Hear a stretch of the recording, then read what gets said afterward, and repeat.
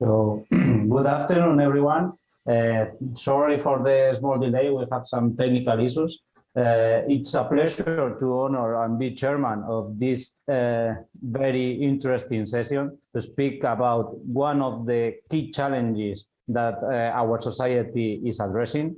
We are going to speak about energy transition from the perspective of the Euro-Mediterranean area. And we will speak about the roadmap and the different challenges that our society is going to face during the next years. We are going to see the problem from different perspectives. We are going to see the problem from the EU perspective. We are going to see the problem from the country perspective. We are going to see the problem between the collaboration of countries, and we are also going to see the consequences and other effects that the energy transition could have in other disciplines. So we are very lucky to have this list of speakers. We are going to start with Marco Polberari, who is the Executive Director of the Mediterranean Renewable Energy Center, MEDREC, and is an institution, an agency that aims for the promotion of relationships between Italy, Tunisia, and Europe. Thank you very much, Marco, for your presentation, and please take the floor.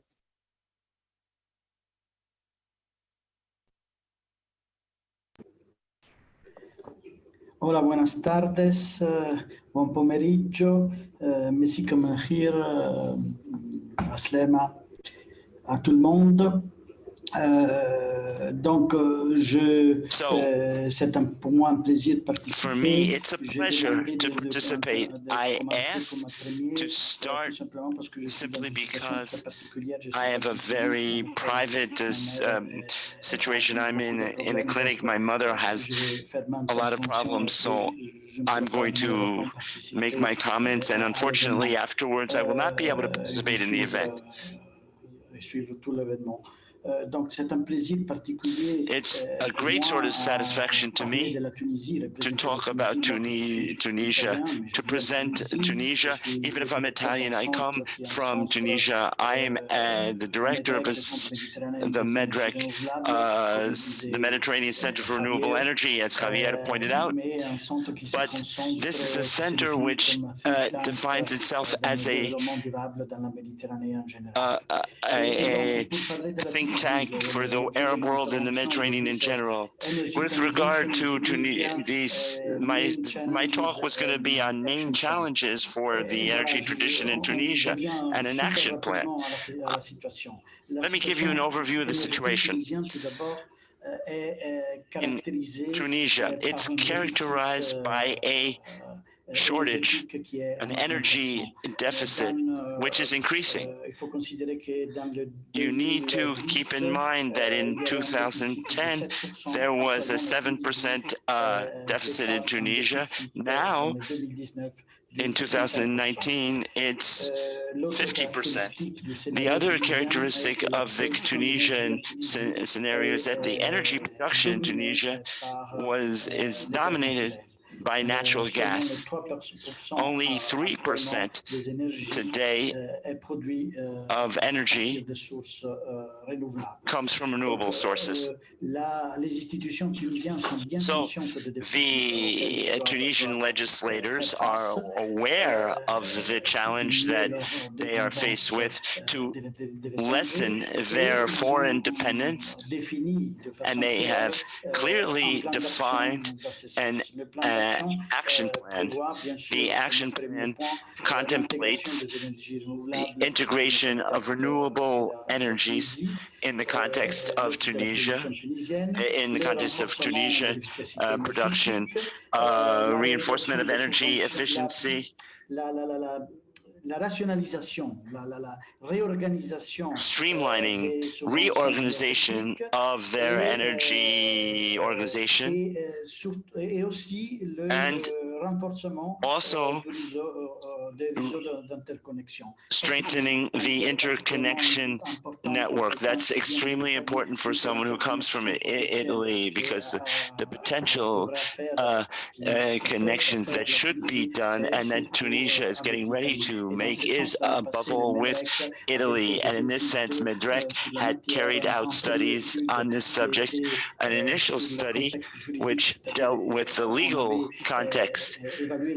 We had evaluated the possibility of selling renewable energy from Tunisia to Europe, following the newest norms. I'm talking about newest European norms, and I'm referring to 10 years ago. And then we evaluated the increase in the network, in the Tunisian network capacity, its ability to bear, depending on the energy safety requirements. How we want to measure the increase in capacity after the interconnection with Italy. I wanted to quote that because it had to do with renewable energy production in Tunisia. Tunisia set up a plan which foresees by 2023 a resale of 1,500 megawatts and get to 3,150 installed megawatts. In other words, it would increase by 5 times over its current capacity. These are the major challenges that Tunisia must face.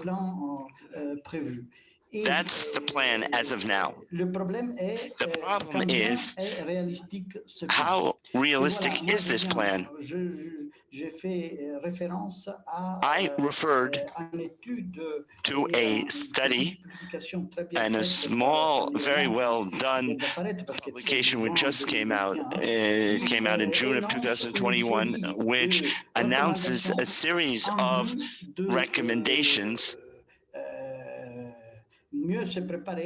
to better prepare for the energy transition in Tunisia and to increase renewable energy production capacity. And the first recommendation is precisely that: set up a scenario that will be more realistic vis-a-vis the current situation. That's the first recommendation, in my opinion. It's very important. I agree with these recommendations. They're well summed up. They're very interesting. The other very interesting point is simplifying procedure. That is to say, currently we have, I'm talking about the private sector above all. Anyone from the private sector who wants to connect to the network, set up a renewable energy plant, has to deal with a lot of long procedures, and the demand is not just to streamline the procedures, but there are various parties that have to intervene in this process, and so these institutions that govern the process need to have increased capacity. The MEDREC set up a power plant, 200 kilowatts approximately, over 2 phases in a water pumping station in southern Tunisia. And we noticed how these procedures were long and how we wasted a lot of time, and the frustration for the entrepreneur who wanted to get involved. And I'm talking about a private entrepreneur. You saw the figures that were given. The state by itself cannot take care of the necessary increase. It's absolutely necessary to get the private sector involved, which the private sector needs greater clarity in terms of the rules for getting a new project for renewable energy approved. And I would say that the other recommendation made by ENA, I'm wrapping up because I want to keep to my time, is to intervene as an independent regulator in the electricity system. Currently, that doesn't exist in Tunisia, and that does affect the private sector. Once again, this authority will be able to, in the future, guarantee the respect of rules in force and guarantee the transparency and equity for the private sector. Another important point is to create mechanisms for financing which will be devoted to solar power and water in agriculture.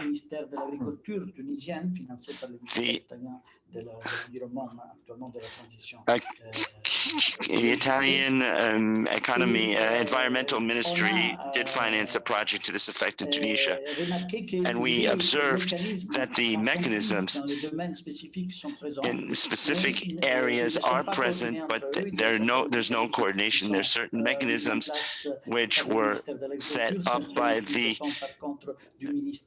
ministry that depends on the Ministry of Energy, and these two sectors are not harmonized, and they're often quite rigid in their rules for access.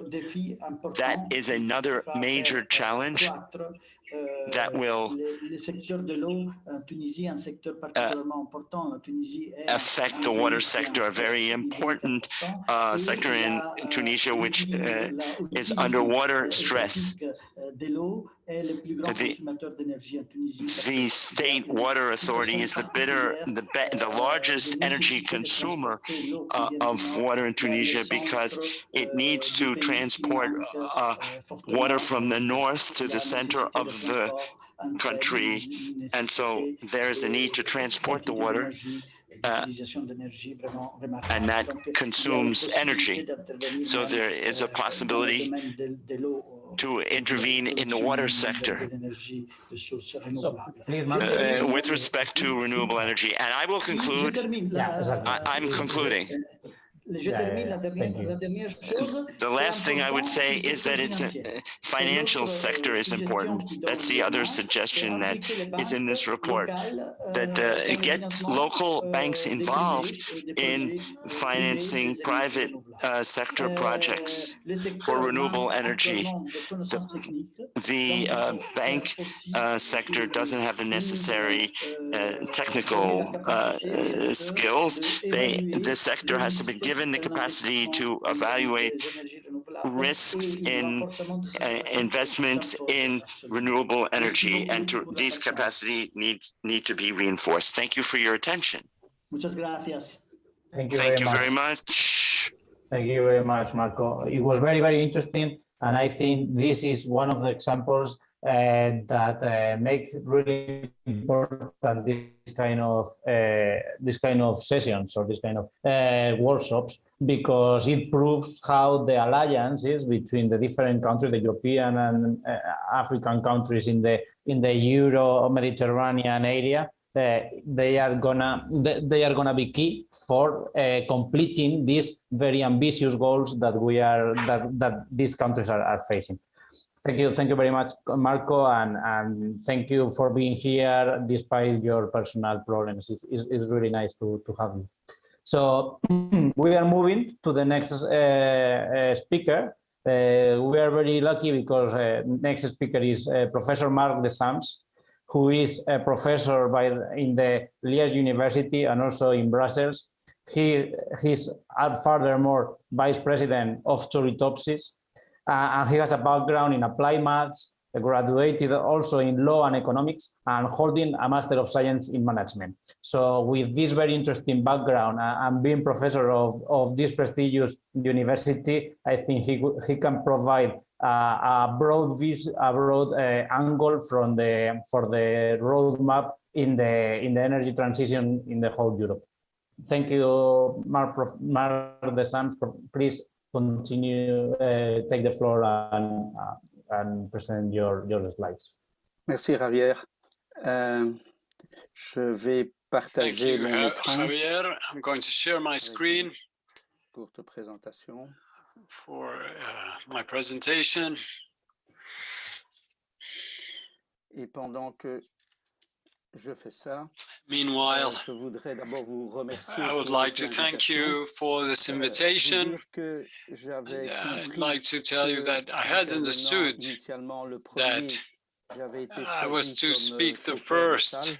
So I was supposed to be the driver, but Marco has shown that it is a hot problem. So no, I'm sorry.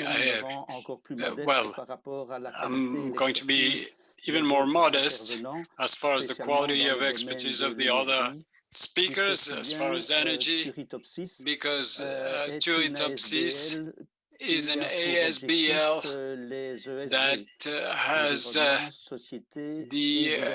ODD as a goal, and we do insist on governance. This is our field of expertise, applied to environment, energy, and others. Our approach is local, and we try to convey it around the Mediterranean zone, area, region, because the accent that we put in our action is the Arab-speaking world and the Latin languages world, and crossing both is the Mediterranean area. Turritopsis, for those who don't know it, and I didn't know it either 5 years ago, is a jellyfish that has the capacity to self-regenerate its cells, and this is what we wish for our planet, and this is what we chose in this name in symbol. Our action is always the same. We start with passion. We look for cooperation with partners in order to carry out an action that we will know that it will have to be adapted to adapt to the expectations of the public.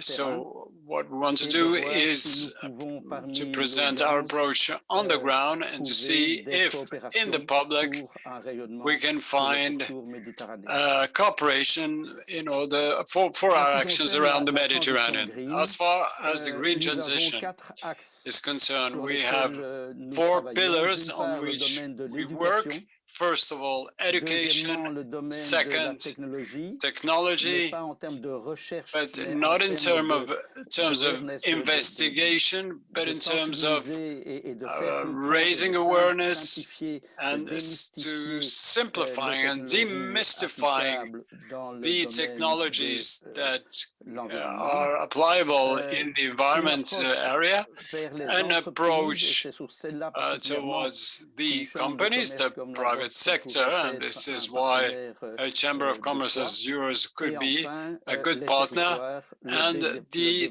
territory, the territorial development. I'm going to give you an example of what we've done.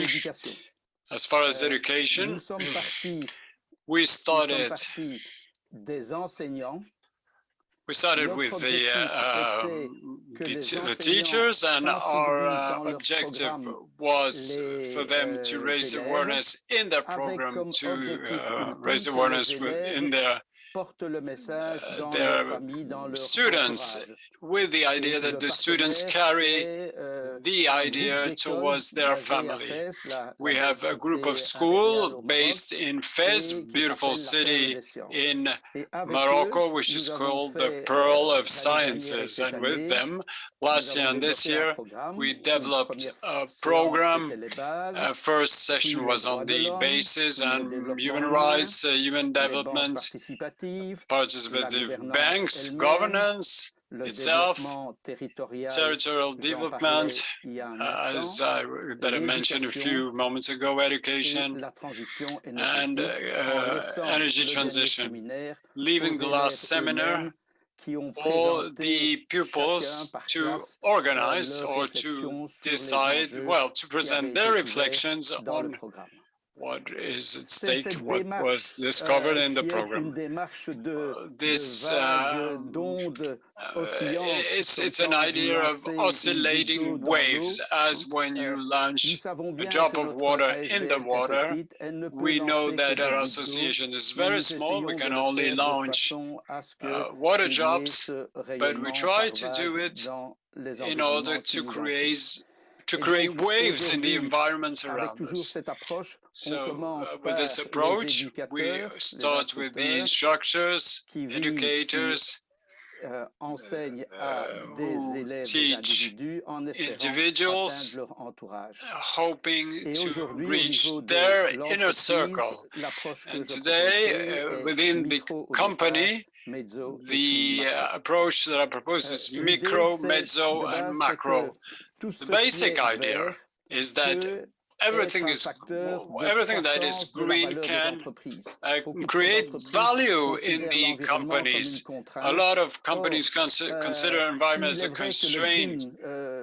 It is true that greenwashing goes in the wrong direction. If we are able to mitigate the environmental risks, as for Tunisia, as we've seen a few minutes ago, with diminished risks, and if we serve the green wave of awareness of the citizens, we can improve cash flows, and the finance people among us know that the value of a company is cash flow, updated cash flow on risks. And if you improve cash flow and you reduce risk, you create green value and value for the company. How? Well, at two levels. At a microeconomic level, we think that it would be good that the companies within their shareholders define a green agenda, that this message is conveyed to their board of administrators, that these define this one as an objective and convey to the managers and to the stakeholders of the mesoeconomic environment that we are going to mention now. So the approach that we propose is to set at the level of the company green goals common to all these stakeholders here, that this green goals be carried out in a green project followed by the Board of Administration and through a special committee of the board dedicated to the green. We know that the boards in a good governance create audit committees, strategic committees, remuneration and nomination committees. Why not create green committees within the companies? At a microeconomic level, this leads to a mesoeconomic reflection. Upstream, the company has suppliers, strategic suppliers, and downstream B2B clients. And what we recommend is that inside the company, we propose to apply it in a group of companies. It could be 3, 4, 5 companies or 10 companies, or it can be in Tunisia, in Italy, in Portugal. The idea is to group different companies that are online in this supply chain and that they give themselves in common a green goal, that they set a project common on the green dimension. It could be the energy dimension, energy savings, not only at one level of the chain, but at the 3 levels of the chain, upstream, the company, and downstream, and that they create together a small board in charge of monitoring the project. And the idea would be for the company to do it with its competitors and not only with clients and suppliers. I finish putting this approach on only one slide, and you see that if we can couple an approach at the company level, and this is where we would like to have the support of your Chamber of Commerce, and on the other side, at the microeconomic level, here, Turtopsis could be in charge of the proximity approach. We would have projects that would be micro within the companies and mezzo in the parts of the chain.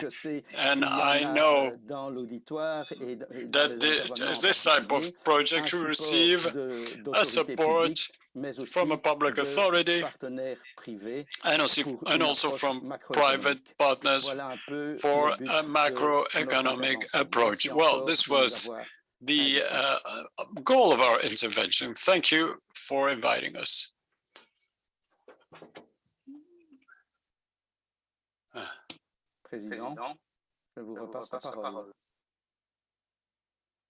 President, you have the floor.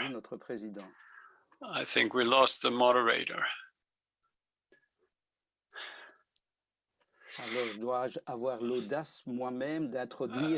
Should I present the next speaker? And I read here that it is Mrs. Emanuela Menichetti, Director of the Renewable Energy Division in the OME in Paris. Dear Manuela, I give you the floor where the Parisians have taken the power. Thank you very much, Mr. Marc Deschamps. You're a very, very good moderator. Well, switch to English now because my presentation is supposed to be in English. So let me just share the screen.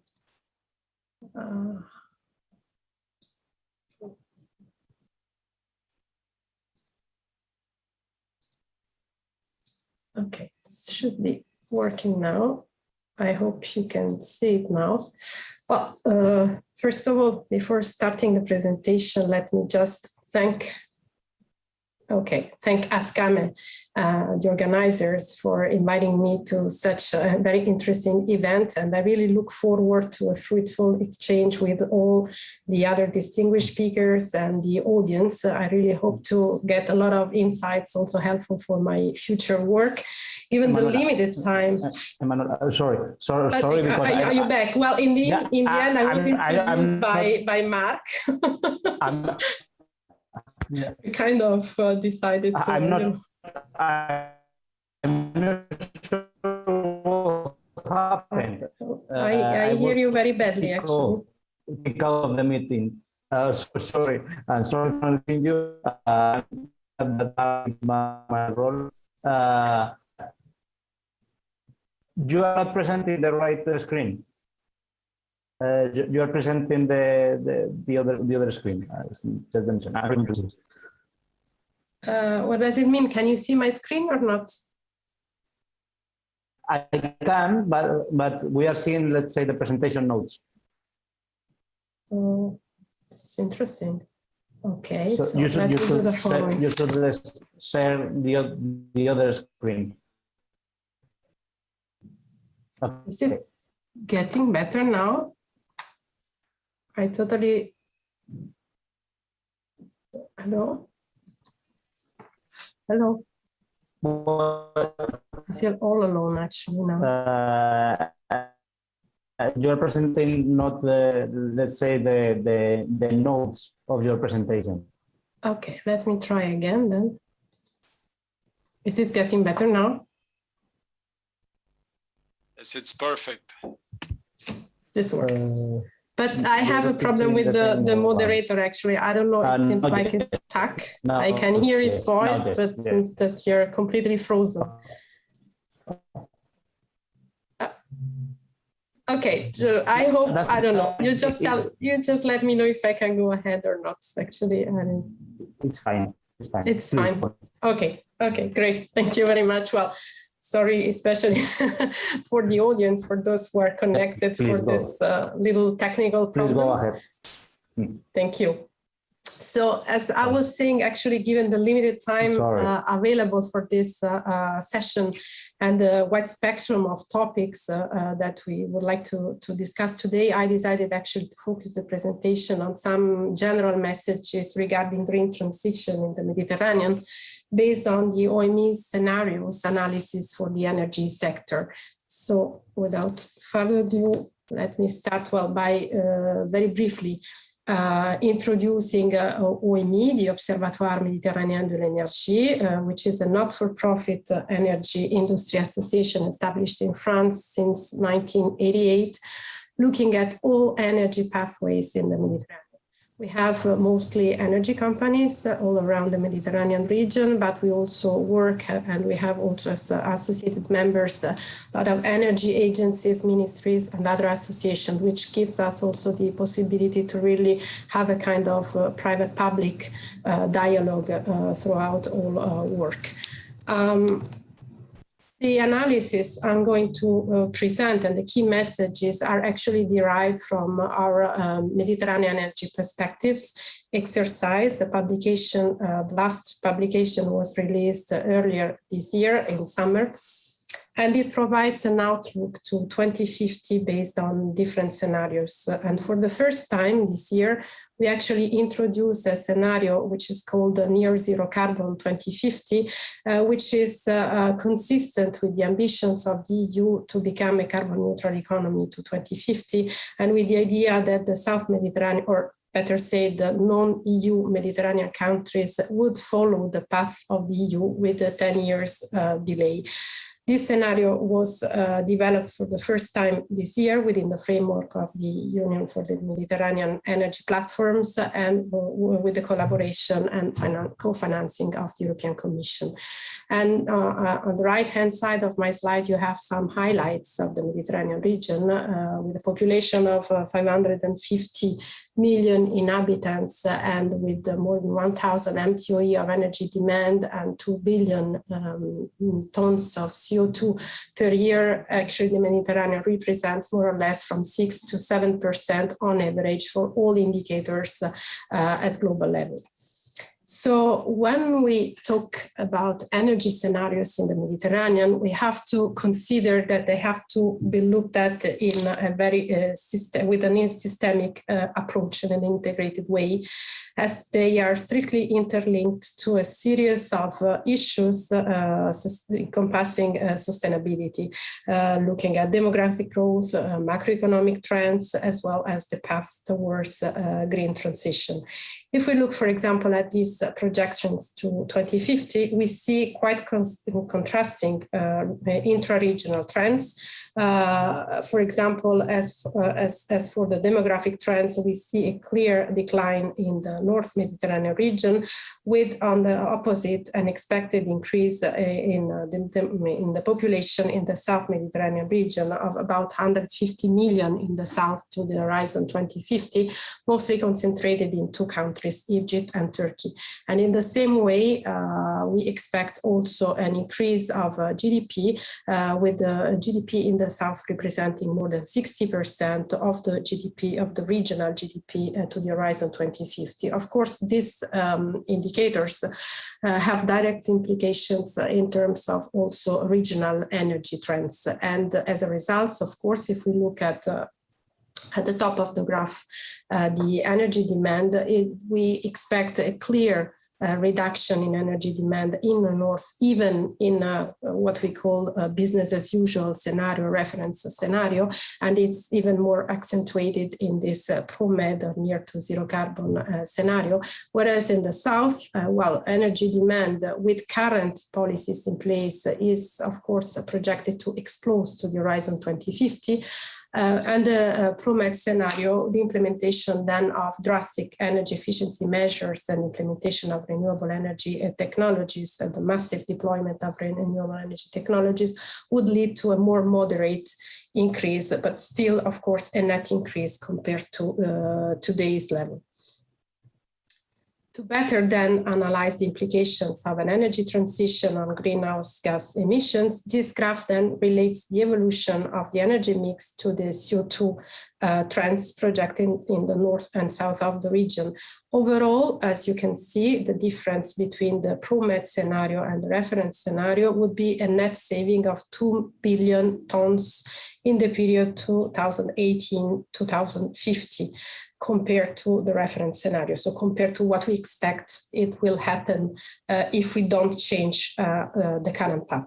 And this is, of course, explained, first of all, by a strong reduction of fossil fuels with phased out basically of coal, with oil being also very strongly reduced, but still we believe that even in an energy transition condition scenario, we have to enable more aggressive policies because oil would be still used, especially in the South Mediterranean region, for transport. So there is a lot of need also for more dedicated and more aggressive policies if we want to go beyond this situation. We have to move a bit further.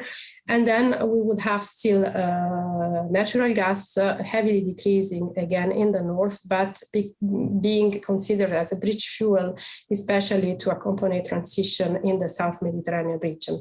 The biggest change, of course, between the two scenarios is the massive deployment of renewable energy technologies with non-hydroelectric renewables increasing by 3 times compared to actual levels in the north and about 6 times in the south. So we have really a complete reshaping of the energy systems compared to what we know today.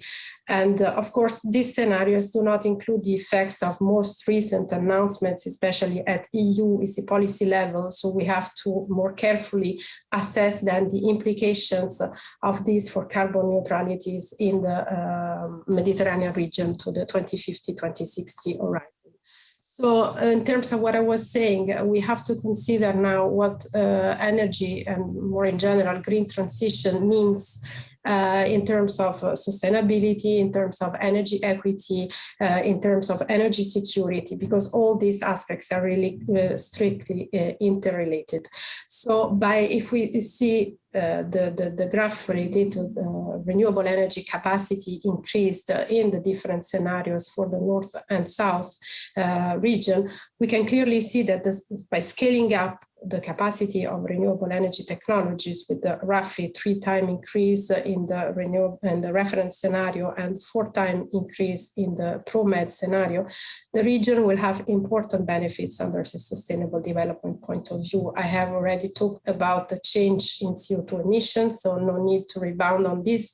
But here I would really like to focus on the important socioeconomic aspects, especially related to job development. So already we assisted in the period 2010 to 2019, basically in 10 years' time, there was a doubling of the jobs, especially in the South Mediterranean region, in the renewable energy sector. And we expect these jobs actually to jump to a higher scale with a 4-time increase compared to today's level under the reference scenario, and even more than 5 times under the ProMed scenario. So there are clear advantages in moving towards energy transition in the Mediterranean. And under a value chain point of view, of course, as more renewables are being developed, the share of operation and maintenance jobs grow accordingly, meaning that there would be more continuity also in the job opportunities offered. And of course, this has an implication also in terms of increasing the skills and increasing also teaching in order to empower the people then connected to the project developments, especially in the South Mediterranean region. And other aspects, of course, beyond the environmental considerations, the CO2 mitigation aspects, is the energy security actually aspects. So the energy dependence of the region is actually quite high. Today's level is 39%, as seen in the graph, and actually for the North Mediterranean region is 59%. So there is a clear need also under an energy security point of view to foster, to move really faster in the implementation of energy transition. And even several South Mediterranean countries that were traditionally net energy exporters have become net energy importers. So this poses a real challenge and constraints for the whole region. So the energy transition will actually allow the Mediterranean region to significantly reduce the energy dependence and would turn the region into a net energy exporter by 2050. And for the South Mediterranean countries, actually, they would become net energy exporters again as soon as early as 2030. So there are considerable, of course, gains in terms also of net revenues for the. And the last, let's say, aspects, yes, I'm also, in fact, I'm concluding. The last aspects, which is also related to the implementation of energy transition, is how much basically this would cost. According to our analysis, this would cost 6 trillion euros, about 200 billion euros on average per year, with a net increase of 55% compared to the laissez-faire, let's say the business as usual scenario. Of course, the key message here is that most of the investments would occur for energy efficiency, which is, of course, the most important and priority solution in terms of energy transition in the Med, and especially in the North Mediterranean countries. Here are a list basically of quick conclusions. As you have seen, we all have seen, current policies actually are not enough to reduce climate mitigation and to foster transition. So we really need an energy transition scenario for the entire Mediterranean. And this has several implications in terms of socioeconomic development, in terms of energy security. For this, actually, we need a more accurate regional analysis assessment. So our map was the first effort and dedication, but we really need to work, and I really appreciate this type of workshops, because I think that this would give us the opportunity also to further exchange with other experts in the area. And I think I create a bridge, I create a link now with the next speaker from the European Commission, because we believe that European Green Deal represents actually a good opportunity and a reference model for the neighboring countries, but we need to think to a more comprehensive, let's say, Green Deal, including also the Mediterranean region. And in this respect, we believe that the new agenda for the Mediterranean is a very relevant step forward to increase and strengthen regional cooperation, and particularly also the fact that economic and investment plan can indeed mobilize investments in clean technologies in the Med. And with this, I think I would like to conclude. I hope, especially would like also to acknowledge the brilliant work of the interpreters. And I think I was not speaking too fast. Unfortunately, we have limited time. So I'm sorry if I was a bit too long, and at the same time, if I was a bit too fast. Thank you very much to all of you. Thank you very much, Manuela. That was very interesting, and as you said, it's linked to the following presentation, but also linked to the previous presentation, right? Because for addressing these very challenging objectives, we were seeing these numbers, these final numbers that you were showing in terms of investment. I think it's also a matter of being prepared, and I think that the previous presentation of Professor Marc Deschamps was also showing how to be prepared to conduct these very ambitious challenges that we are facing. And as Emanuela said, the next topic is very related to the previous one. Our speaker is Cyril Dewelaine, who is the program manager for energy and climate change of the European Commission, and he's going to explain the situation of the energy transition in the southern neighborhood, who was already mentioned by Emanuela. And Cyril is also graduated as industrial engineer from the University in Lille, and he has a great experience with this kind of programs for the southern neighborhood. Please, Cyril, take the floor. Thank you very much. Thank you very much, Javier. Good afternoon, ladies and gentlemen. First of all, I'd like, on behalf of the European Commission, DG NEAR, to thank the organizer of this very relevant and interesting event. So, as you said, Javier, I will focus in the coming 7 to 10 minutes on the cooperation priorities of the EU in terms of clean energy transition in the southern neighborhood, because I'm working, let's say, uniquely on these 10 countries, going from Morocco to Jordan. So I will start by recalling a few policy/orientation documents from the EU, and then moving towards what are, according to us, the challenges and opportunities in this development in the region. I will then focus briefly on some key considerations on some energy subsector to further explore, and then finally move towards a couple of examples of our cooperation project and instruments, as already mentioned by some speakers before me. So 3 key, let's say, policy/orientation documents to mention in the recent times, or I could say 4, because I could relate back to the EU Green Deal, but I'm sure that all of you know about that, so I will not talk about that today.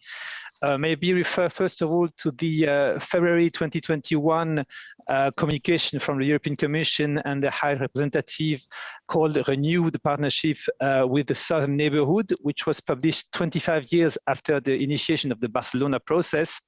This document that you can find on the internet, in fact, sets again the key, let's say, partnership objectives of the EU with its southern neighbor countries. And on the energy side, if you go to the document, you can see that, I mean, the document focuses on the importance of fostering investments in energy efficiency, in renewable energy, and there is also a new focus on clean hydrogen production, the regional integration of electricity markets and networks. We also mentioned in this document the unparalleled opportunities for clean energy cooperation between the 2 shores of the sea. And there is also an explicit reference to the need for improving the energy security, as just mentioned by Emanuele Menichetti. The document also mentioned naturally the independent but also mutual interest between the 2 shores of the Mediterranean in order to better integrate our energy systems and, on the longer term, our energy markets. And the communication sets 4 objectives in terms of 4 priorities in terms of energy developments. The first one, without surprise, is the massive development of renewables and clean hydrogen production. And there is even an objective in terms of gigawatts of electrolyzer capacity, which is in the paper. We talk about 40 gigawatts of electrolyzer capacity in the EU neighborhood by 2030. Here, the neighborhood includes the countries from the eastern region of the neighborhood countries.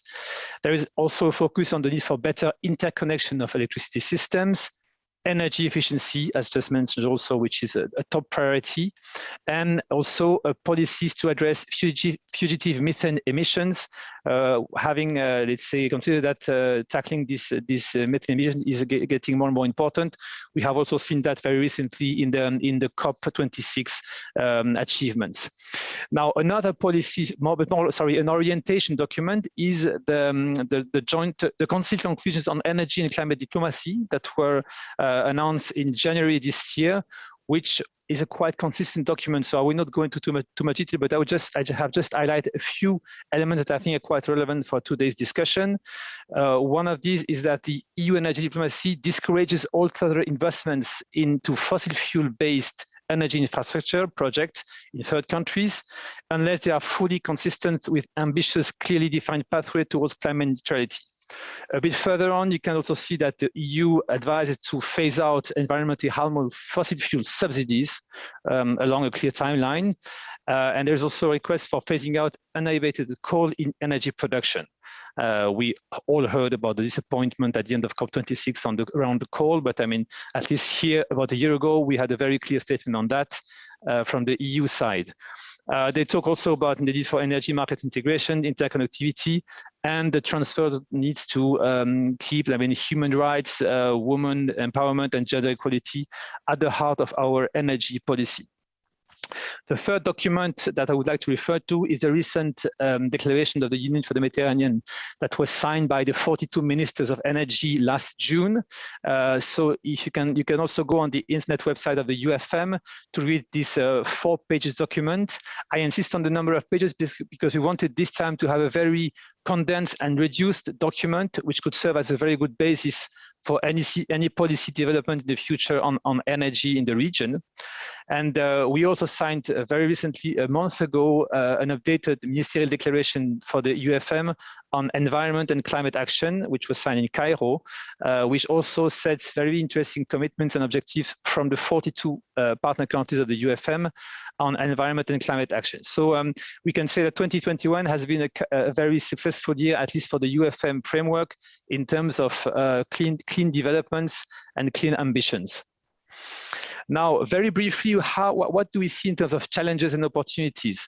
Well, in terms of challenges, first, of course, we have the political volatility or instability in the region, which is a major impediment to any, let's say, smooth development on energy sector, but also on many other sectors. We have limited spaces for reforms. So I just mentioned, for instance, the need to gradually remove subsidies, which of course has a very hard social impact, but we consider that it's a very important step forward into, for instance, energy efficiency and other energy-related developments. The liberalization of the markets, which is also a step that will take time for sure, as it took time in the EU, but as we still see it as a very important milestone to achieve. The increase of energy demand, as also mentioned very recently by Emmanuel again. The tangible negative impact of climate change that we all know about. A low market integration at the regional level, which is, I think, one of the lowest in the world. Some unequal levels of industrial development and sector governance. This governance being very important, as recalled by Marc Deschamps just before me, and some insufficient and complex access to finance. Not forgetting, of course, the increasing competition from other external players at policy and infrastructure levels. Now, in terms of opportunities, thanks God, there are some. We, of course, mentioned the geographic proximity of the EU with its neighborhoods, which leads to the possibility of very strong partnerships, also considering that in the EU, we have very knowledgeable and skilled companies and in terms of green technologies and green transition. We also highlight, as already mentioned, the potential for job creation and new value chains to be created in the southern neighbor countries, based on the massive potential of resources and also the potential of energy savings. We also highlight, of course, the decreasing cost of renewables, the very high electrification rate in the region, which is a very important factor. We also put as an opportunity the definition of clear national plans, being their NEAPs or NREAPs, or even the updated NDCs of most of our southern neighbor countries. We also see as opportunity the interest from local authorities and private sector operators, as well as populations, which is getting more and more aware about the opportunity for cost savings through energy efficiency measured, but also on the imperative need to have a behavioral change towards climate impact. And of course, as opportunity, the momentum around climate change that the regular COPs bring. I mean, COP26 is one of these.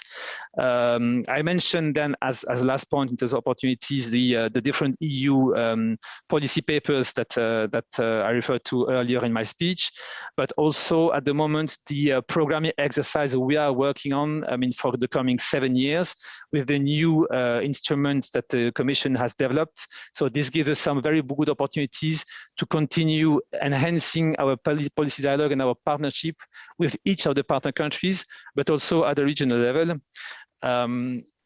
I should also mention, but time is short, the coming EU taxonomy regulation, which will enter into force for climate adaptation and mitigation in a bit less than 2 months' time.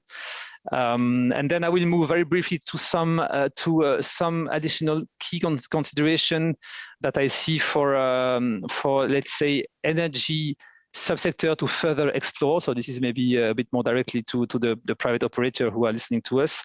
I think it's very important that we give a much stronger view on the nexus approach. I mean, the energy, water, food approach that was already mentioned earlier by Marco Polberari in Tunisia, but this is also relevant for all the countries in the region. The need to focus on the concept of circular economy, which we are really putting at the heart of our cooperation policies with the partner countries, and there is a lot of room for development on this matter. The possibility, as already mentioned, to develop new value chains, develop the concept of ESCOs in the partner countries, the huge potential around green hydrogen, where we have a lot of interest from European member states, European companies, and we keep having, let's say, some advantages compared to other players on this topic. The interest to further develop distributed generation, and let's say versus centralized electricity generation. The need to reinforce the grids, because if we want to build additional renewables, we need to reinforce the grids to carry on these green electrons. And last but not least, the very important need to support and to accompany the municipalities in the implementation of the SECAPs, I mean, the Sustainable Energy and Climate Action Plans that are being developed in the framework of the EU Global Covenant of Mayors. My last point relates to our cooperation instruments and programs. Until, let's say, 10 years ago, we had our usual cooperation instrument, which were basically technical assistance, capacity building, grants, supply projects, or works contracts. And we also then moved also to the budget support operations in order to accompany policy reforms. But since 2008, we inserted in our palette of, let's say, instruments, the blending instrument, which is a way to accompany, let's say, to blend some loans from international financial institutions with some limited amount of grants in order to finance infrastructure, public infrastructure in energy, water, or transport sectors. And very recently, we also added to our, let's say, scope of instrument, the guarantees, which is really, in a way, the new revolution in the way we address the needs of the partner countries, because we understood that by introducing guarantee mechanism, we would then start de-risking the business environment in our partner countries. And by doing so, then try to motivate and crowd in the private investors, private companies, in order to embark into some dedicated projects and programs that are contributing to sustainable development. I know I've talked too much, Javier, but I would just end up saying that the EU has committed to spend around 7 billion euros to finance, let's say, to support the objectives of the joint communication. And we also aim at spending 30% of our new global instrument on climate action. If you want to learn more about this communication and external investment plan, which is the annex to this document, you can go on the internet and you will see that this external investment plan also entails some flagship projects. The flagship number 10 being about energy transition and energy security. And you will see that in this document, the Commission has highlighted some very important topics that we would like to support in these different countries. Last point, this guarantee mechanism aims at crowding in about 30 billion euros in the coming 7 years from private and public investments. I'll stop here, Javier. Thank you for your attention, and very ready to get some questions, if any. Thank you. Thank you very much, Cyril. Actually, we are already receiving the questions. We are keeping them for the at the end of the session to open the debate. Actually, you mentioned very interesting topics. You mentioned the grid connection. You mentioned the energy distributed systems. You mentioned hydrogen. I'm gonna add a new one, which is the blue energy. All these topics, I think they are worth to be discussed at the end of the session. It was really interesting your let's say your topic, and I think it will open the debate at the end of the session. We are gonna jump to the next speaker, who is Rabi El-Kalinchi. He comes from he is the director of the Chamber of Commerce of Tangier, Tetuan, and Al-Haima. I would like also to remark here the importance of the chambers of commerce and the role that they play in the green energy transition and the adoption of renewable and clean energies in the Mediterranean and the Euro-Mediterranean region. So I would like to encourage to all the representatives of chambers of commerce to complete the survey that will appear in the chat in the following minutes. That it will help for this strategic paper that we will be elaborating as a result of this session of the roadmap for the green energy transition. So please, Robbie, the floor is yours. Thank you very much.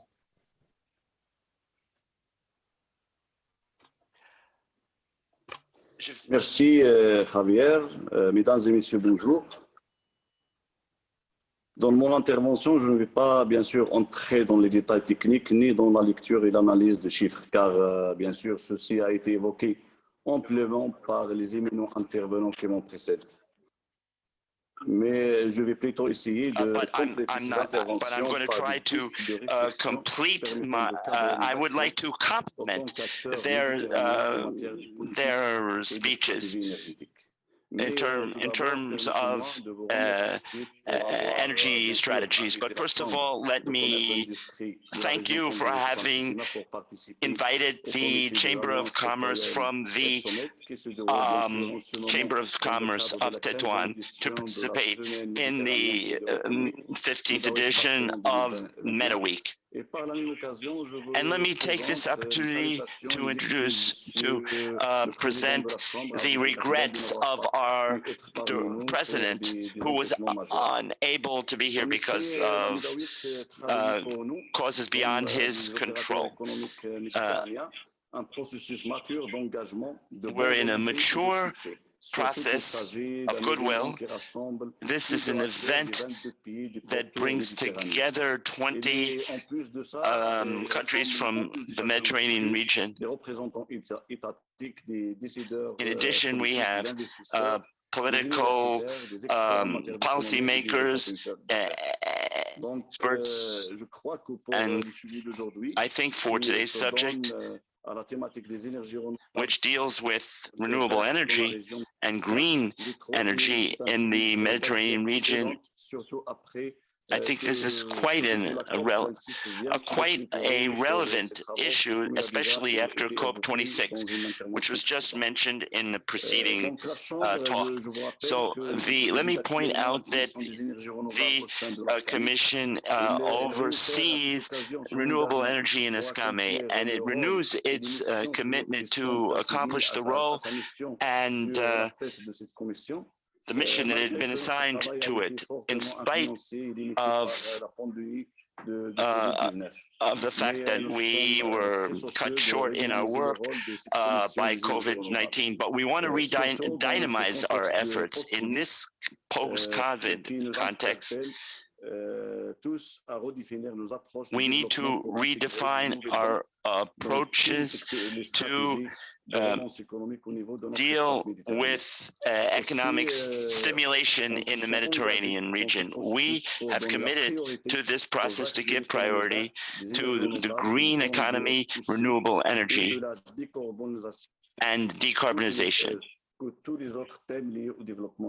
as well as all other issues having to do with sustainable development. Of course, the priority of choices should be oriented towards these tendencies. First of all, we must comply with the 2030 agenda, the SDGs, and the climate pact from Glasgow, which was just revealed a few days ago after COP26. In the Mediterranean, we must take into consideration the European Green Deal, but above all, we must take into account the African Union 2063 agenda, which frames to a certain extent all actions by countries on the continent regarding social and economic development. During the COP26 in Glasgow, the Chamber of Commerce from Tanger, on behalf of ASCAME, proposed a very initiative, which was Chambers on behalf of Climate Action. And we tried to promote the role of our ASCAME network to fight the effects of climate change.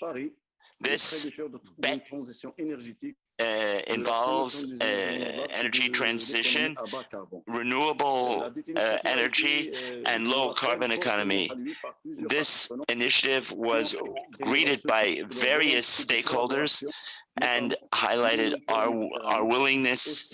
We had the willingness to cooperate by various local governments, the Moroccan Ministry for Energy Transition and Sustainable Development, and the Union for the Mediterranean. Let me take this opportunity to invite all members of ASCAME to work to set up cooperation partnerships for renewable energy to support our companies in their efforts to upgrade their systems. As an economic player, we need to highlight all efforts to limit fossil energy consumption and increase renewable energy use. I think this is a relevant discussion today, and I'd like to propose some elements which we consider necessary to frame our approach, to come up with a roadmap and to contribute with other actors to make this transition successful. Our objective must be to give priority to certain actions. First of all, to create partnerships and alliances with states and civil society organizations. Secondly, we need to ensure and favor accessibility to financing. Let me give you an example, the Green Climate Fund. Also, thirdly, we need to ensure technology transfer and know-how transfer to countries in the Mediterranean basin. And lastly, we need to come up with programs and communication campaigns to raise awareness in the private sector and companies. However, I think that's not enough, because in addition to highlight renewable energy campaigns, we also have to take into consideration the regional aspect which calls our attention in the post-COVID era, and let me explain why. We think that in a globalized world, the different regions of the world are engaged in pursuing their economic power. The Mediterranean needs to react and needs to propose a model, a win-win model of integration in the regional value chain. So the debate is open regarding the offshoring or shoring of certain organizations. We need to do this to make our economic situation with a new development model. The new Mediterranean consensus should occupy a greater role in our region. Our community's presence in international commerce should not simply be crossing the Suez Canal or the Strait of Gibraltar. We need to have shared priorities between Europe and Africa with the Mediterranean as a necessary point of contact. We need to pursue an equitable relationship between the two shores of the Mediterranean. These are my major considerations. We think that the private sector and public sector should collaborate to ensure the energy transition, to make sure the green economy can be equitable and place the Mediterranean economy at the center of world economies. Thank you, and I cede the floor to the chairman of this meeting. Thank you, Ravi, very much for your presentation. Very, very interesting. You highlighted something that we will discuss at the end of the session, which is how to strengthen and promote the collaboration between the public and the private sector, which is going to be fundamental for a successful implementation of this green energy transition. So we will come back to this at the end of the session. Thank you, because it was really, really interesting. We are going to follow to the next topic, which is the Professor Michael Scurus, which will present from, I will say, another perspective of this problem, because he will take into account also the biodiversity and other aspects, and how this can be influenced by this green energy transition. Michael Scurus is an environmental chemist and an oceanographer by the University of Liverpool. He has worked for many years for the protection of the environment and the cultural heritage, especially in the Mediterranean Sea. I was mentioning before about this blue energy. I think it will be interesting to know his experience about the future development of renewable energies on the sea and what impacts they could have on the different biology environment. Professor, the floor is yours. Thank you very much. Thank you very much. If you give me double time, I will do also what you suggested. But I start first by presenting the views of the Mediterranean Information Office of Environment, Culture and Sustainable Development.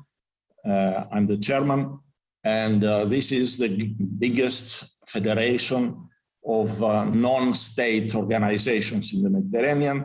We have 133 organizations, among which major federations of the North and South, the European Environment Bureau, the Arab Network for Environment Development. And we also facilitate 3 major circles: the Circle of Mediterranean Parliamentarians for Sustainable Development, the MEDIS, the educational initiative with more than 6,000 educators on sustainable development, and also the network of media, and also a network of Mediterranean universities for sustainable development. So I'm going to to put some more emphasis on the environment aspect. It was mentioned only slightly by Mr. Cyril de Valleyn, mentioning the declaration and also indirectly through the nexus. First of all, I would like to thank you very much, to thank ASCAME and affiliates for this unique opportunity. And I would like to say that all previous interventions are extremely important, and I don't need to repeat the needs for the fast and massive move into decarbonization, but also the transitioning from the fossil fuels, which will dominate, unfortunately, our energy mix till 2040, approximately, in the Mediterranean, have a critical pathway. This decarbonization has to get through difficulties and challenges like the ones mentioned before, but also challenges not economic, dealing with other aspects. And at the same time that, as it was mentioned by Mrs. Manichetti, the opportunities for jobs and the opportunities of jobs not only in the production sector, but also in the efficiency sector, the construction. I'm coming from a major conference yesterday, the Bauhaus, where the European Union assessed to 35 million houses only in Europe that needs to be adapted to the new conditions and the need for jobs. So indeed, what we are talking about, and as the previous speaker said, is something that may reshape also the economic structures and political and social in the region. So in all this change, we need to put very carefully in the right place, I may say in the center, the environment, and also biodiversity, the habitats, because not only because of their capacity to offer nature-based solutions as CO sinks, but for all other aspects that are particularly important. So I'm not going to repeat that in 2021 we had ambitious commitments in the Mediterranean. I'm going on energy. I'm going to say that we have also very important commitments on environment. And European Mediterranean ministers committed to designate 30% of the European lands and seas for the protection as protected areas to safeguard biodiversity, with 10% of absolute conservation under the EU biodiversity strategy in 2030. And we have similar things in the Athens Declaration on Climate Change and Environment in the Mediterranean of the 8th Summit of the South countries of the European Union, and several other, the declaration mentioned by Cyril and others. So this transformation asks also, the transformation we were talking about asks for massive increase. That means occupation of land. And to what extent we are prepared for and believe that participatory processes may lead to successful results in identifying common sustainable grounds and successful forms of integration across the Mediterranean, sub-regions and countries. So there are, these are issues extremely important, and we go beyond we have two issues. We have the issue of consensus building and consultation, dialogue, consensus building and consultation. At the same time, we have issues that is not a matter of reconciliation between expansion of industry and even green and biodiversity, because we have limits set by nature itself that are not negotiable. For example, regarding wind turbines and avifauna, we cannot demand eagles to change their own behavior.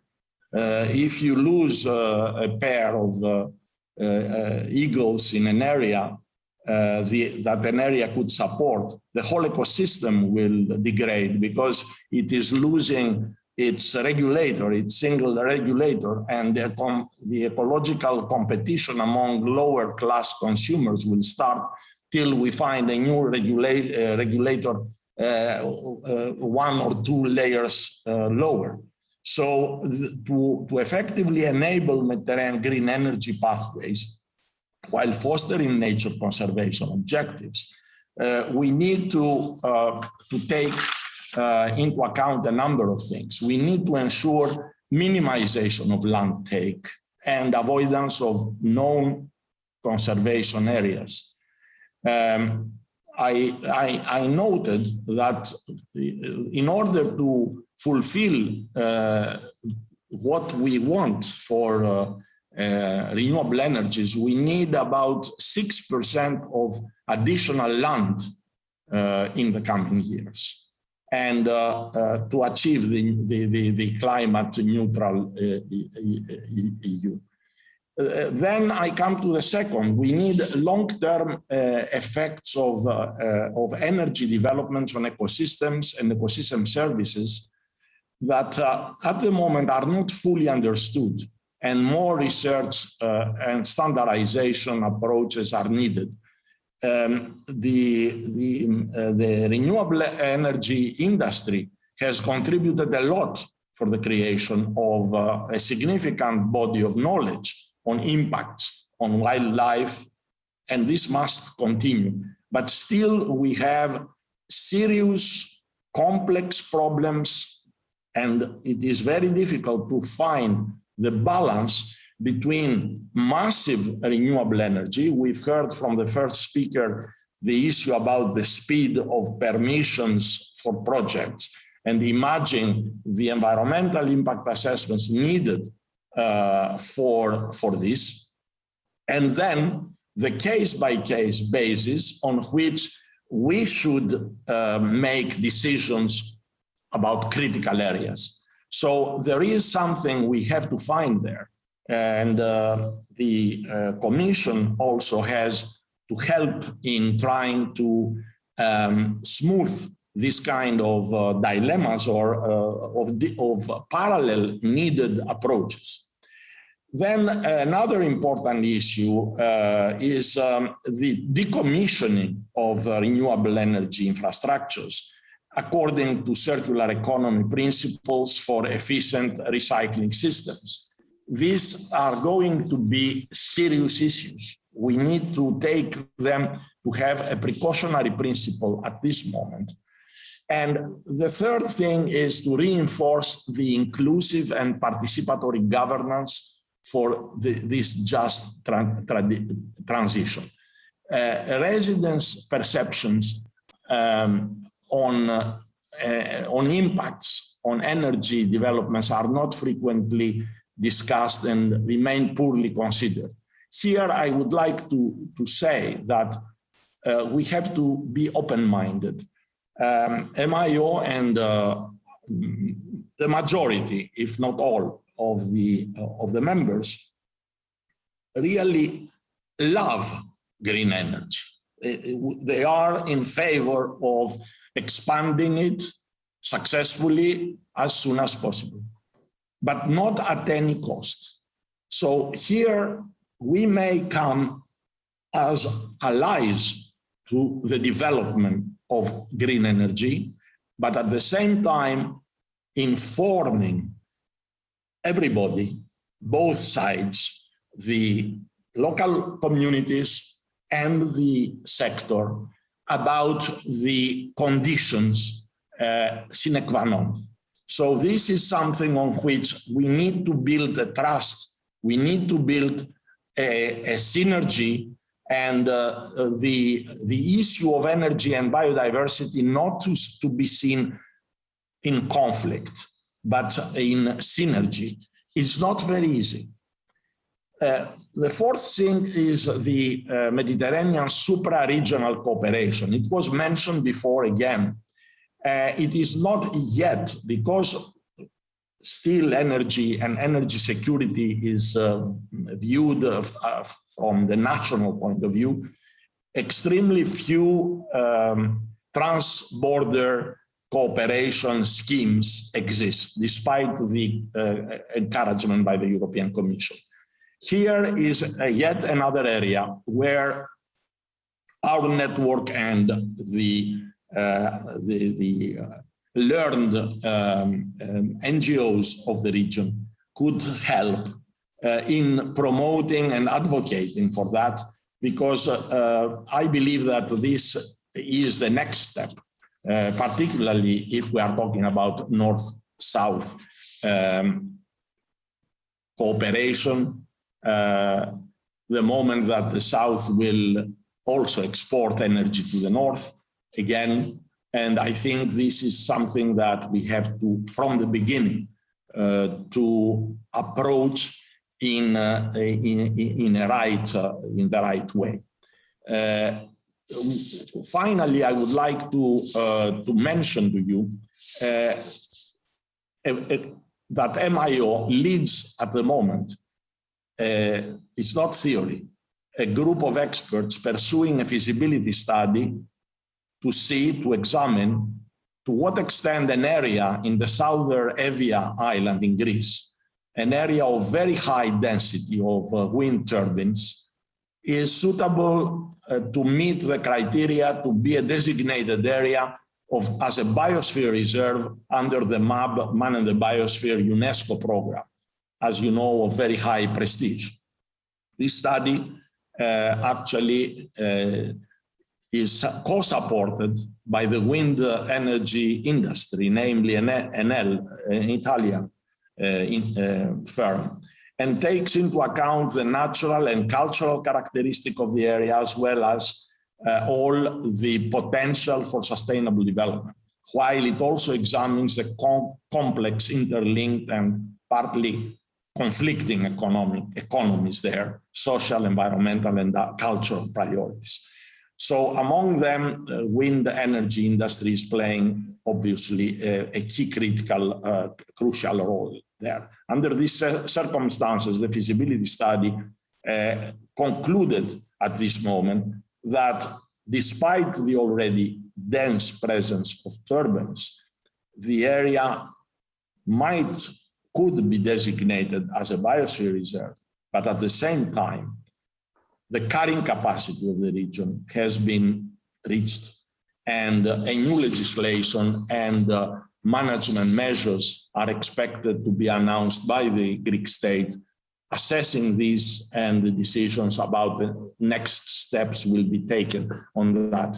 I'm saying that because we don't theorize, we try to see in practice how we can reconcile things that in the mind of many people are at the moment not necessarily compatible. This is what I wanted to say.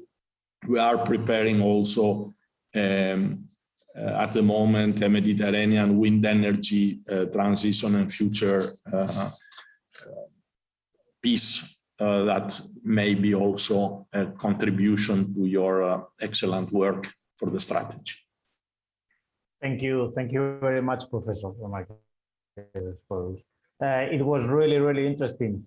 It was really interesting to know your feedback about this different angle, right? About also the biodiversity and the environmental protection. I think we all like to say sustainable development, but most of us, we don't know what it is. And sustainable development means, let's say, matching the economic viability, matching the biodiversity or the environmental impacts, and also matching the social demands. So at the end, this is an example that for going ahead with a project, we need to converse to all these aspects. Okay, so next speaker is Cynthia Chave, who is the project coordinator and senior researcher of the EU-Mediterranean Economics Association, EMEA. Cynthia is an architect and expert in urban ecology, and she has a PhD in energy and environment from the Polytechnic University of Catalonia. Cynthia, please take the floor. Thank you. Thank you very much, Javier. I'm very pleased to be here. So I will be sharing my screen. So I think it's very, I see very insightful the anterior presentation. So in my case, I would like to explain to you about precisely and in line what Mr. Skolos was explaining. So a systemic and a collaborative green transition. So just to introduce you briefly, EMEA, it's the Euro-Mediterranean Economics Association. We are settled in Barcelona, and it's an independent research institution that it's very focused on socioeconomic and financial studies, but also aware from the transition on the different sectors. And as you were saying, Javier, how to deal the economics with the sustainability and environment. So as we have been listening, of course, the territorial component is one of the important issues that we have to consider in a green transition roadmap. So cities are basically the focus of most of the initiatives that we have been seeing. Also, islands have a relevant presence, but now it's the turn of coastal areas as well, and the rural areas, and isolated as villages and towns. So in that framework, what I wanted to explain to you is this, the ETU initiative, that it's run by the Interreg Mediterranean Renewable Energy Project, where EMEA is one of the project partners. So basically the ETU initiative, what we aim is precisely to give response to different types of territorial dimension for the energy transition. So one of the first things that we identify is which were the gaps and opportunities that at local level we are talking about. The project, of course, it's based in an Euro-Mediterranean context. So we settled a survey among different municipalities, especially those from less of 10,000 and 50,000 inhabitants, in order to see whether it's the limitations or the gaps that they see in the development on their energy plans, the SECAPs. So basically what they highlighted, it was the required of financial support to have enough human resources to develop their SECAPs, how to attract the investment of renewable energy sources, fiscal incentives. And also most of the barriers highlighted were related to administrative or bureaucratic hurdles. So related, based on this, what the ETU model is highlighting or we're promoting is to make the energy transition from based on these 5 principles. First of all, to have an holistic response to climate change. That means that precisely to have this cross-cutting approach of the energy and how it can be a catalyst of transformation of territories, to have into consideration territorial equality, social innovation, green economy as a motor of development, and cooperation and commitment. So in this sense, what we develop is a model, a very just to structure the link and to match the different types of planning that municipalities are facing. and how to structure the different strategies into these 4 pillars. So as you know, municipalities are finally the implementation scale of all these actions or plans. So when it comes the moment of small municipalities, even if they are rural or urban cases, they face a lot of limitations and conditions. So what the program is, it's focusing is to have a set of a model that can help them, a method to link in a proper way or in a more easy way. So for that sense, the community of the renewable energy community of the program, it's developed by 6 projects, all of them dedicated to promote renewable energies in the Mediterranean, and all of them provided different types of tools that the aim is how to transfer all these outcomes into the ground. So what we do is now we are working with a set of municipalities, small of them. There are some of them in the urban context, islands and rural areas, basically to transfer, and also multiple municipalities, like in this case, in Italy, in Spain, and also in Tunis. So these cases, flagship cases, they are helping us to test the model and to see whether we can transfer and make a replicability of these outcomes, taking in consideration the principles. So for example, this is the case of one of the islands, the Greek islands, that they are aiming to develop a biomass, a forest biomass exploitation and energy production. So what we do is to link with the 4 bioenergy project and have, and also to drive, according to the ETU model, different strategies in different scenarios. So, or as this example, that it's a set of a group of buildings for a school in the Naxos Island. So also to analyze different scenarios using one of these of the tools. Just in this case is to analyze whether the level of self-sufficiency and the storage system, and to see whether it is feasible economically over the time.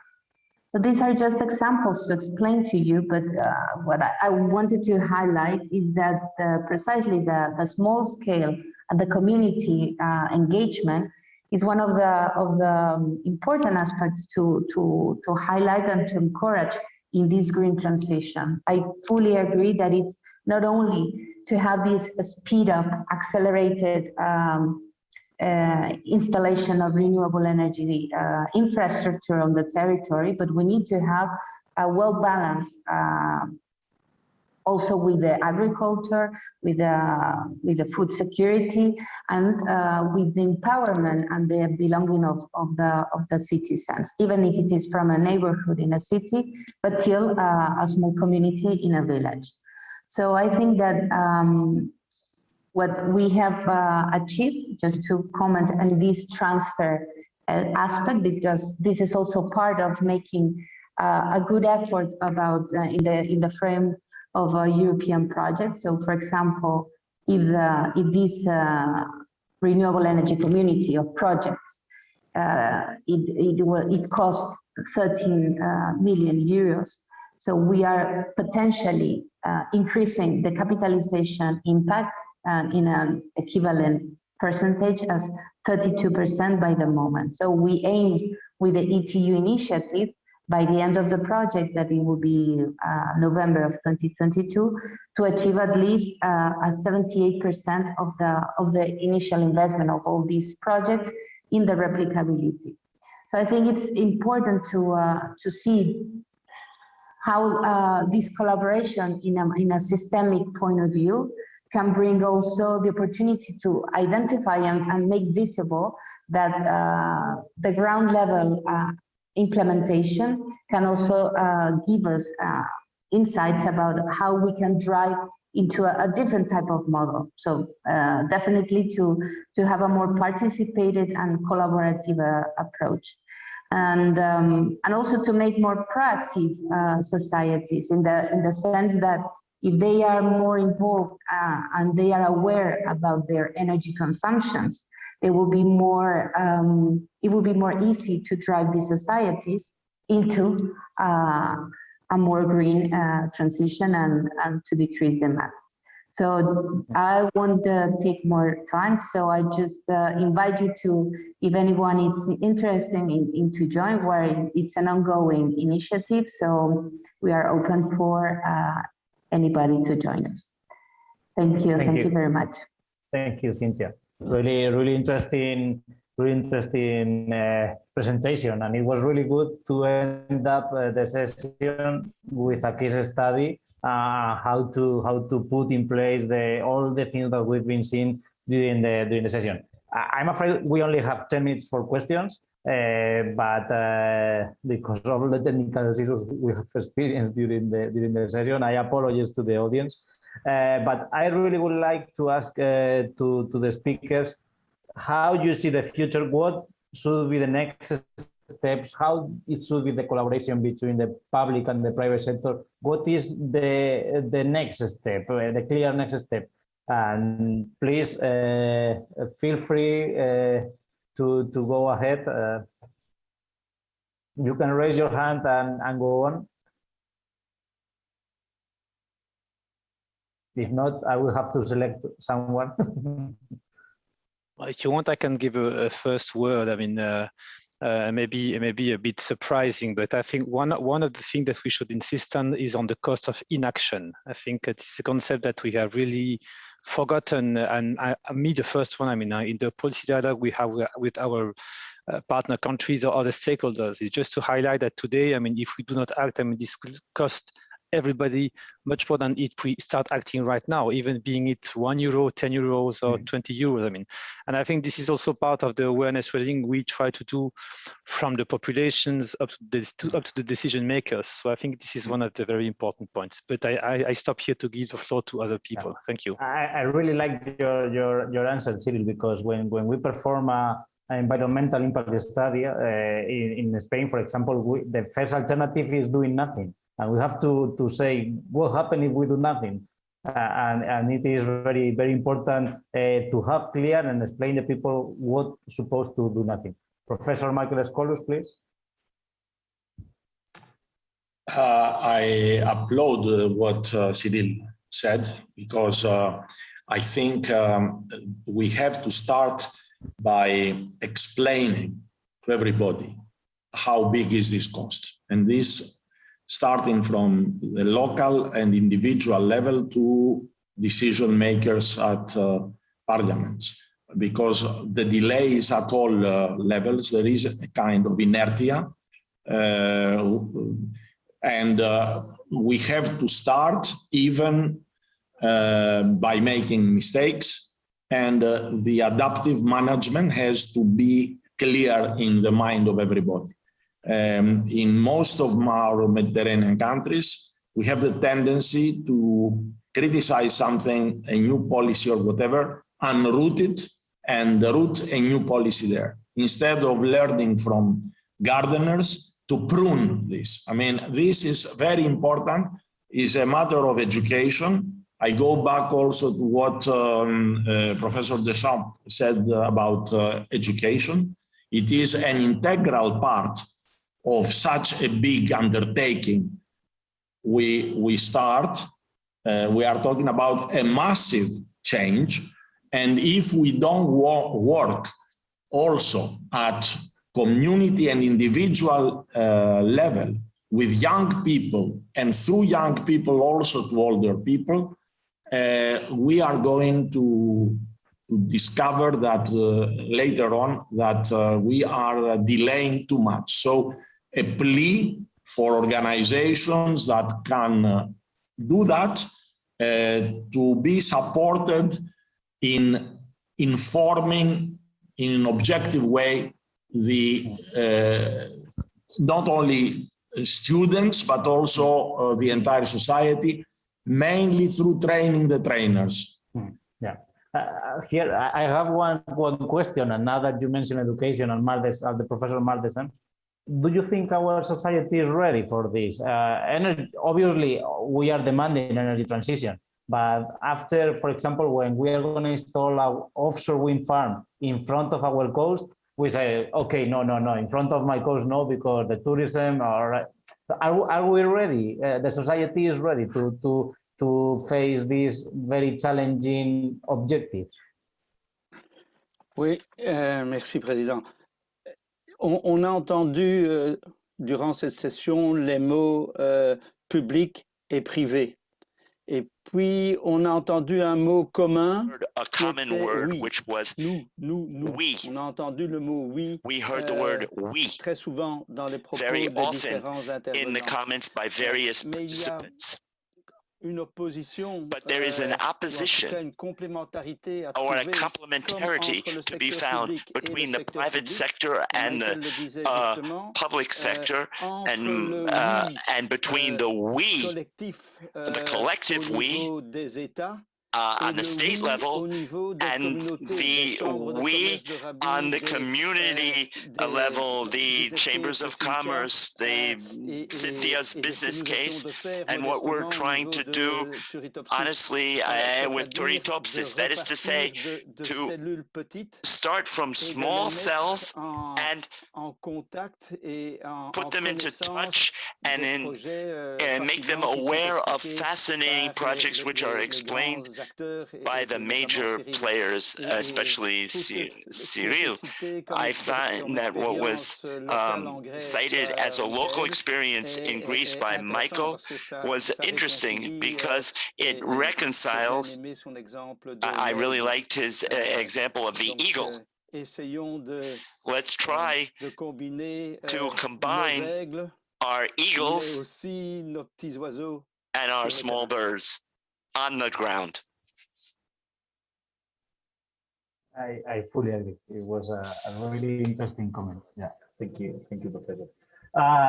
And is it feasible to? I mean, they are so ambitious, these challenges, that I don't know. They are feasible to be conducted by. Well, we were mentioning Tunisia, 2023, 2030. Are we? So, from the technical point of view, what are the obstacles? Can we conduct or can we succeed in meeting these goals?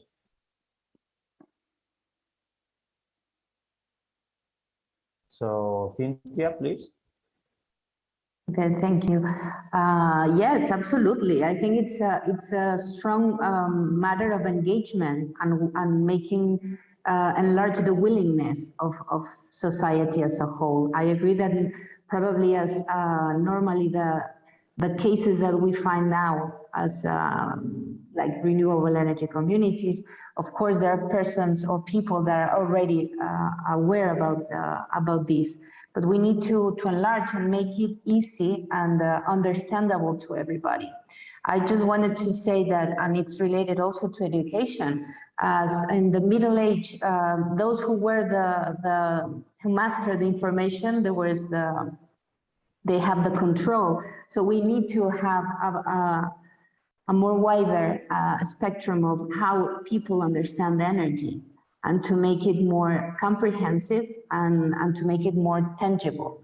Because otherwise, it's like a little bit of distance related where it is generated, how it is distributed, and not only to be passive, just turning off and on the interruptor. So I think that it's a matter to education for sure, and to make it more tangible.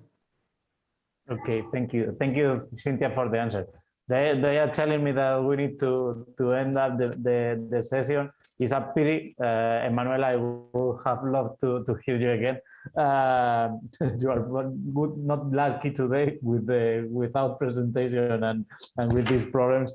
I want to say thank you to all the audience.